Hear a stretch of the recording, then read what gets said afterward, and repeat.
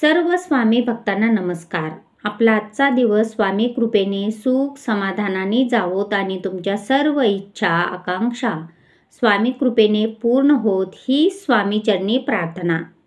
स्वामी भक्तांनो, गुरुवारच्या दिवशी स्वामींच्या कोणत्या सेवा करायच्या आहेत ते आपण आजच्या व्हिडिओमध्ये पाहणार आहोत।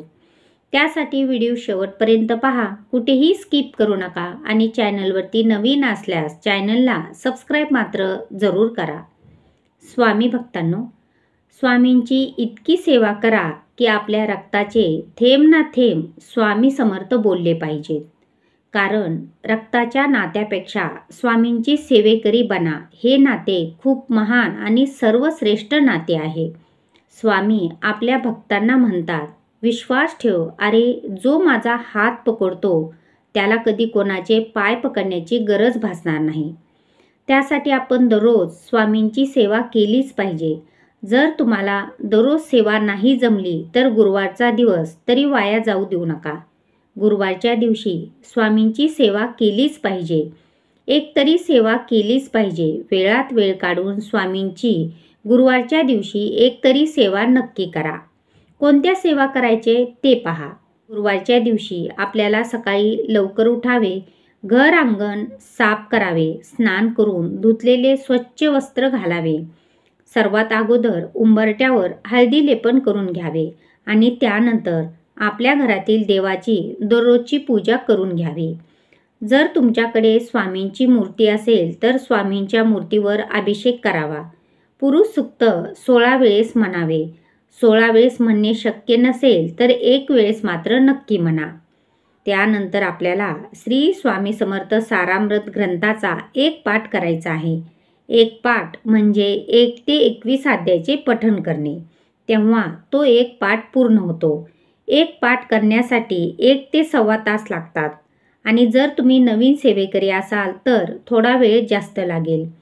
तुम्हाला एका वेळेस 1 ते 21 अध्याय पठण करणे शक्य नसेल तर तुम्ही सकाळी 1 ते 7, दुपारी 8 ते 14 आणि संध्याकाळी 15 ते 21 असे 7 अध्यायाचे पठण करू शकता। आणि स्वामींचा 11 माळी जप करायचा आहे। श्री स्वामी समर्थ हा मंत्र जप आपल्याला करायचा आहे। त्यानंतर आपल्याला स्वामींचा तारक मंत्र 11 वेळेस जरूर म्हणा। जर तुमचे एखादे काम होतच नसेल तर संकल्प सोडून तारक मंत्र 108 वेळा नक्की म्हणा।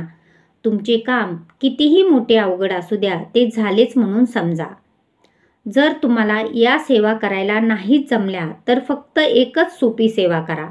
देवासमोर एक अगरबत्ती लावा आणि ती संपेपर्यंत फक्त श्री स्वामी समर्थ, श्री स्वामी समर्थ हा मंत्र जप म्हणत राहा।